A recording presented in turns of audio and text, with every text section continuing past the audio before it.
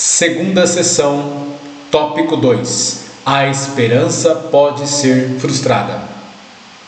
Clique no link da descrição deste vídeo ou no card que está aparecendo agora para ouvir a playlist completa. Segundo bloco, a esperança pode ser frustrada, mas mesmo assim o ser humano não pode viver sem ela. Quando por algum motivo ele deixa de esperar, automaticamente também deixa de viver. O que há de grandioso na esperança é estar a par das frustrações e, apesar de tudo, não se render. Frei Jó, 1999, página 18. Para Bloch, o ser humano deve, diante da morte, continuar se rebelando, e isto por dignidade, mesmo que os resultados não sejam tão vitoriosos. Isto significa dizer que o homem e a mulher não devem deixar morrer nunca a esperança, seja ela intra-histórica ou não. Com relação à esperança intra-histórica, podemos citar aquela que move milhões de pessoas que solidariamente comungam do mesmo destino. Pessoas deixadas à margem da sociedade, destituídas do mínimo para sobreviver, que, embora ultrajados, não se deixam vencer pela desesperança, mas continuam a lutar por uma vida melhor. Prova que, embora sejamos conscientes de nossa finitude, não somos submissos a ela.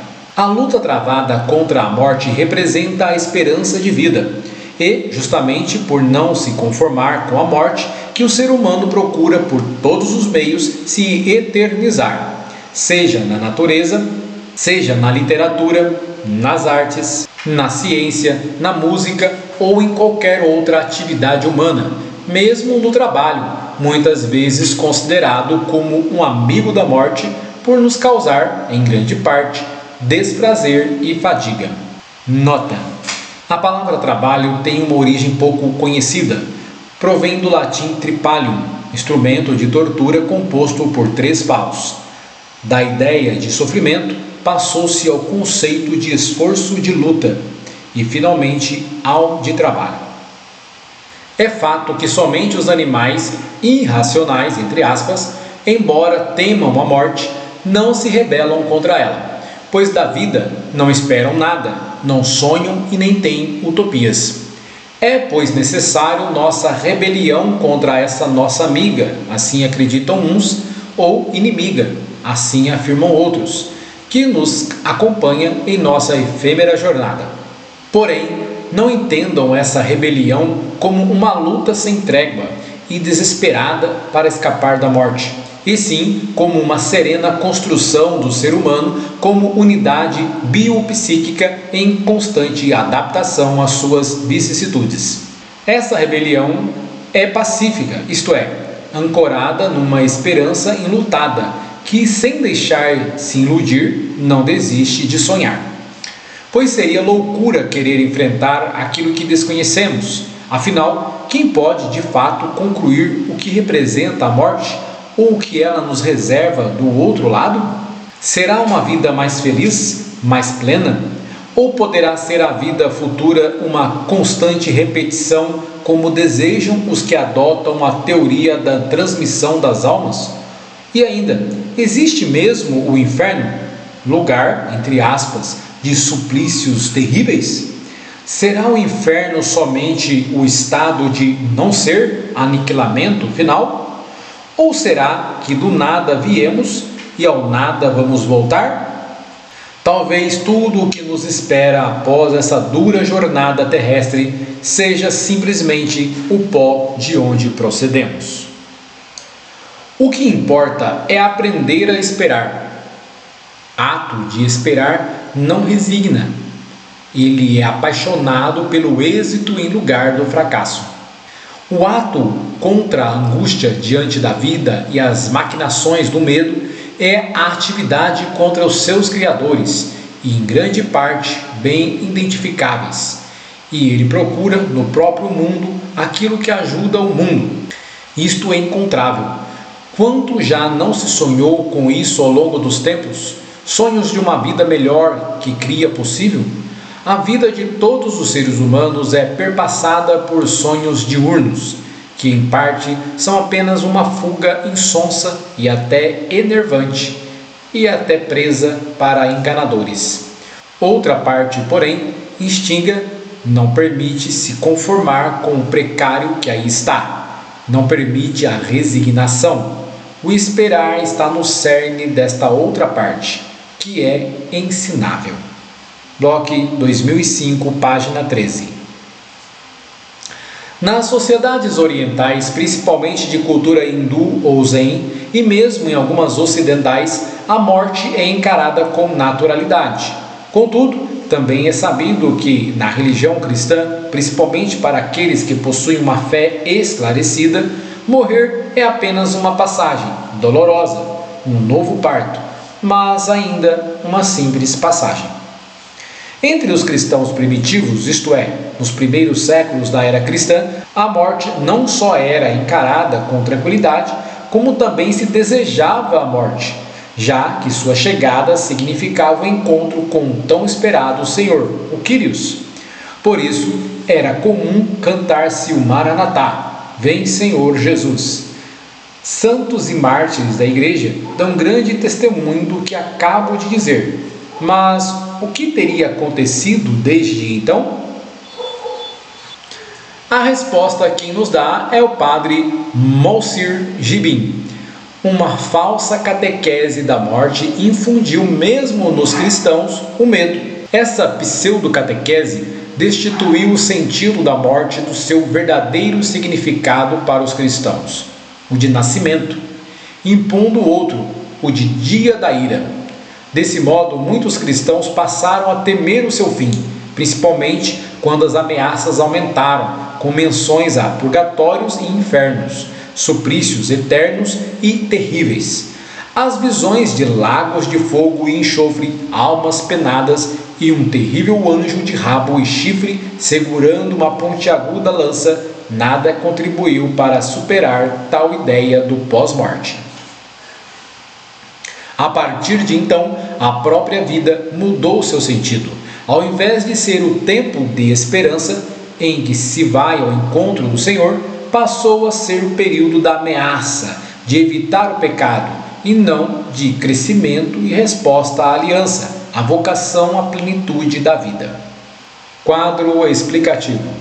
Além dessa visão tão difundida sobre o inferno, contribuiu para uma cultura do medo a magistral obra de Dante Alighieri, 1265-1321, extraordinário poeta florentino, basilar para nossa cultura ocidental, que escreveu a Divina Comédia, na qual o inferno se apresenta como um lugar de suplícios eternos formado por 9 círculos associados aos pecados cometidos. Quanto mais profundo o círculo, menor a sua circunferência, abrigando aqueles que cometeram pecados mais graves e, portanto, com penas maiores. Contudo, essa resposta não é válida para todos atualmente, pois, se no passado as pessoas se preocupavam com a salvação de suas almas e eram facilmente impressionadas por visões ameaçadoras do inferno, hoje chegam mesmo a negar sua existência. Até mesmo figuras do magistério oficial da Igreja Católica têm ensinado que o inferno não se trata, como se pensou até pouco tempo, basta lembrar nossos avós, de um lugar, e sim de um estado. Disse mesmo que o inferno pode ser aqui, nesta vida, pois é uma realidade que atinge o espírito, fazendo padecer o corpo, isto é, o ser humano todo. Na verdade, até mesmo o catecismo parece confuso ao tratar do assunto, pois no artigo 1035 lemos: a doutrina da Igreja afirma a existência do inferno e a sua eternidade. As almas dos que morrem em estado de pecado mortal descem imediatamente após a morte aos infernos, onde sofrem as penas do inferno, o fogo eterno. A principal pena do inferno consiste na separação eterna de Deus, o único em quem o homem pode ter a vida e a felicidade para que foi criado e a que aspira. Contudo, apesar da referência indireta a um lugar, note o uso da expressão descem, o mesmo catecismo ensina no artigo 1033: não podemos estar em união com Deus se não escolhermos livremente amá-lo. Morrer em pecado mortal sem arrependimento e sem dar acolhimento ao amor misericordioso de Deus significa permanecer separado dele para sempre, por nossa própria livre escolha. E este estado de autoexclusão definitiva da comunhão com Deus e com os bem-aventurados que se designa pela palavra inferno. Portanto, o que seria esse estado de autoexclusão? Não estar na presença de Deus, porventura, não seria o aniquilamento total? Deixar de existir? Ou existiria algum, entre aspas, lugar no qual a presença de Deus não está? Então, como conciliar isso com a onipresença divina? É por isso que algumas outras vozes mais otimistas ainda levantam-se para dizer que se Deus existe, ele seria pura compaixão e amor misericordioso, não havendo espaço para castigos e punições, e que, portanto, não haveria motivos para se acreditar na existência do inferno. Alguns chegam mesmo a negar a existência do opositor, o tão temido diabo. O ser humano, e somente ele, a autoexclusão, como afirma o catecismo, é responsável por suas escolhas e não está a todo tempo à mercê de um ser maligno capaz de interferir em sua liberdade. É a conclusão a que chegam. Consta-se, portanto, que a concepção de um Deus todo-poderoso e juiz severo que castigava sua criatura quando esta se desviava do bom caminho foi substituída pela ideia de um Deus todo-amoroso.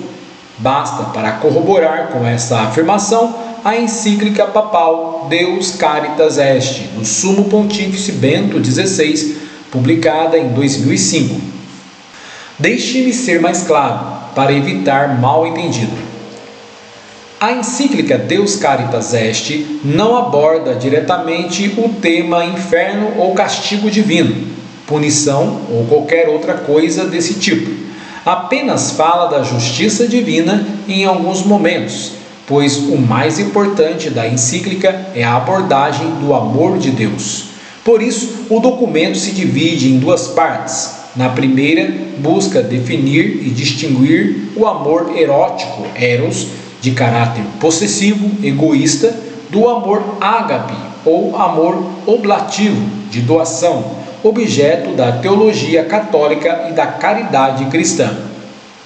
Na segunda parte, o foco da encíclica está sobre a prática da caridade e do serviço aos necessitados, que deve ser encarada pela Igreja como uma missão obrigatória. Portanto, o objetivo da encíclica é falar do amor de Deus e enfatizar que a missão da Igreja é viver e propagar esse amor no mundo. Em nenhum momento o Papa afirma ou nega a existência do inferno ou de Satanás. Porém, quando digo que a encíclica papal, publicada, corrobora a mudança de mentalidade com relação à visão de Deus nesses tempos, quero apenas dizer que, se fosse em outra época, provavelmente um documento oficial da Igreja estaria tratando de assuntos correlatos à moralidade, com implicações e inferências a punições, ao pecado e às consequências para o fiel. Contudo, o documento que marcou a abertura do pontificado de Bento XVI em 2005 veio ensejar a visão de um Deus que é amor, misericórdia, compaixão, como diz João em sua primeira carta católica, no capítulo 4, versículo 8. Deus é amor.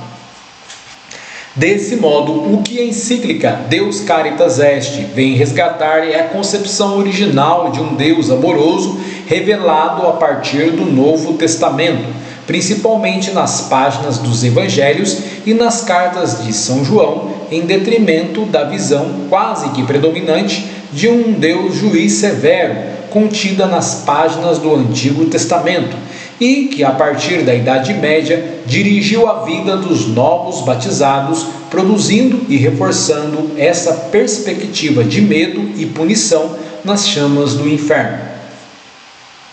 Portanto, se está desaparecendo a tão terrível face do Deus justiceiro que pune as almas dos infiéis com suplícios terríveis, por que as pessoas ainda temem a morte?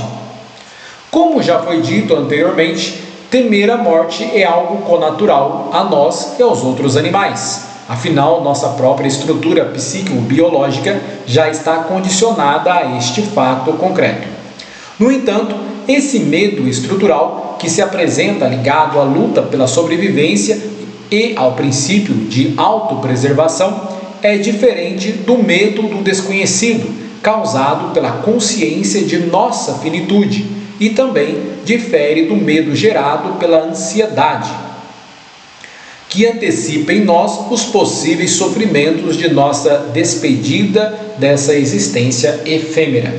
Assim, podemos acreditar ao ser humano, isto é, a este ser consciente, um princípio intuitivo racional que é justamente a perspectiva do sofrimento paralelamente à possibilidade do nada.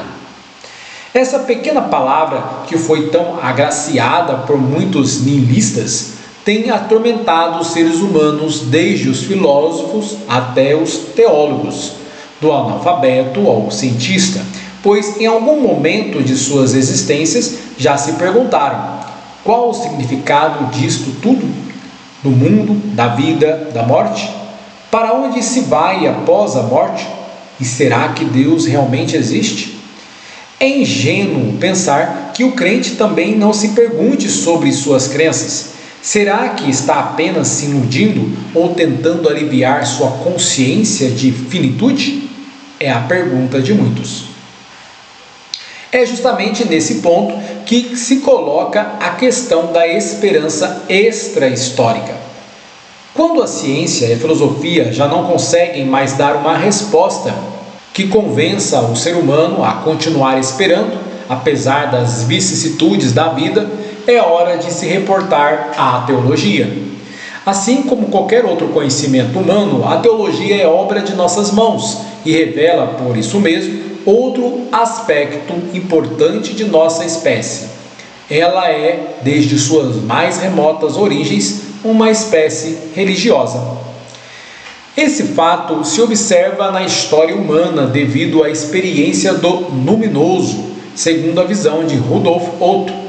O luminoso é caracterizado pela presença do mistério e do fascínio, ou seja, uma presença que é ao mesmo tempo assustadora e irresistivelmente atraente. Otto descreve essa experiência como uma combinação de medo, tremor e fascínio diante do mistério e do poder divino. Esse luminoso funciona como uma espécie de arquétipo da consciência religiosa e assume dois aspectos muito importantes para a concepção religiosa do mundo. O primeiro aspecto é o de mistério tremendo, que causa no ser humano a reação de medo perante o que não consegue explicar ou controlar. Por outro lado, o aspecto de mistério fascinans é responsável pela atração inerente ao luminoso. Este aspecto de fascínio causa em nós um modo de êxtase perante a magnitude e beleza do que vemos ou contemplamos. Assim, ao observarmos um determinado fenômeno sem conhecimento de causa, podemos apresentar três reações: temor, fascínio ou, concomitantemente, temor e fascínio. É justamente a última reação, temor e fascínio, que caracteriza o sagrado. Sentindo apenas temor, o ser humano se afasta. Do contrário, se fosse apenas fascínio, ele se anularia, pois perderia sua liberdade, não podendo negar ou se afastar do objeto de sua contemplação. Para entender, basta lembrarmos a lenda das sereias, que com seu canto inebriante conduzia os homens à morte.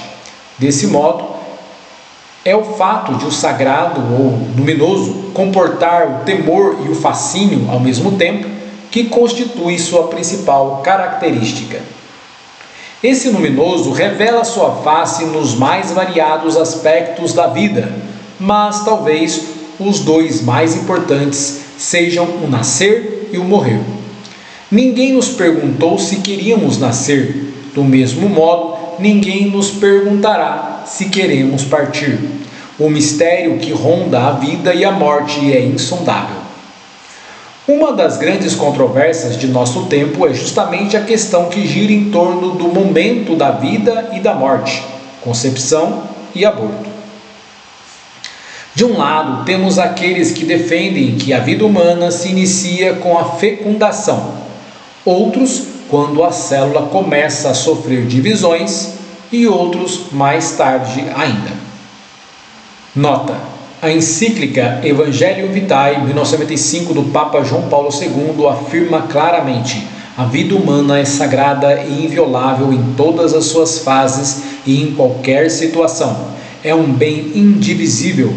Desde o momento da concepção até a morte natural, a vida humana deve ser respeitada e protegida de maneira absoluta. Talvez nunca chegaremos a um consenso, mas se isso for possível algum dia, mesmo assim será impossível, creio, determinar de fato qual o momento do surgimento de uma nova vida propriamente humana. De modo semelhante, é impossível, mesmo com todos os equipamentos e arsenais tecnológicos, indicar qual o momento último de nossa existência terrena. Por exemplo, a legislação brasileira, apoiada na ciência, estabelece como critério para determinar a morte de um indivíduo a paralisação das funções cerebrais, mesmo que o coração continue a bater com auxílio de máquinas. Isto é feito a partir de diversos testes neurológicos, o que não ocorria no passado, quando a prática do velório não só cumpria uma função social e religiosa, mas também médica, pois garantia que a pessoa de fato estava morta. Por si só, a vida e a morte revelam a face do sagrado, isto é, o mistério tremendo e fascinante que atinge todo ser humano sem exceção e que, se tratando da morte, iguala a todos, homens e mulheres, ricos e pobres, negros e brancos, cultos e ignorantes, crentes e ateus, etc.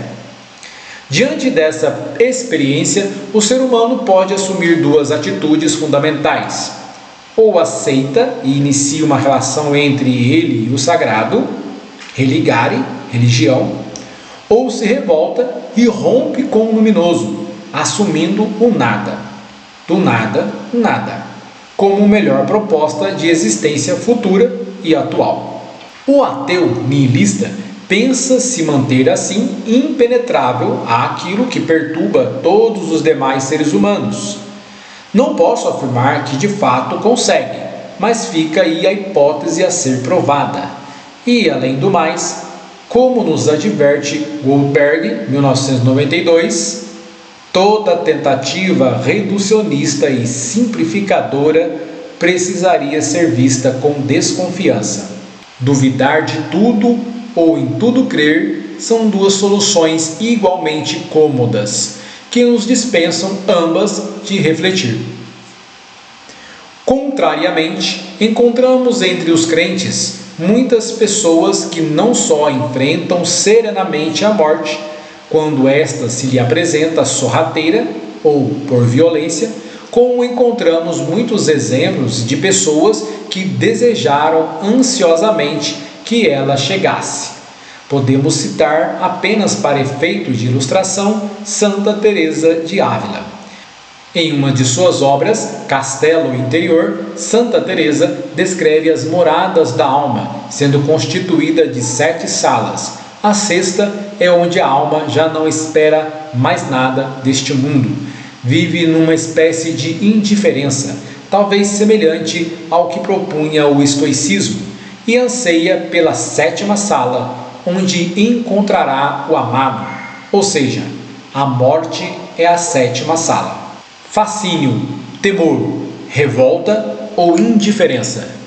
O que sente o ser humano no último instante de sua vida? Qual é a alternativa mais viável, se é que existe uma? Creio ter apontado o caminho. Contudo, estamos longe de uma resposta definitiva, pois nossa razão nos pede algo concreto, palpável. Somos como Tomé, precisamos ver para crer, tocar as feridas. Mas, diz o Mestre em João 20, 28, felizes os que, sem terem visto, acreditaram. Curta o vídeo e se inscreva no canal para não perder os próximos tópicos do livro Esperança Enlutada.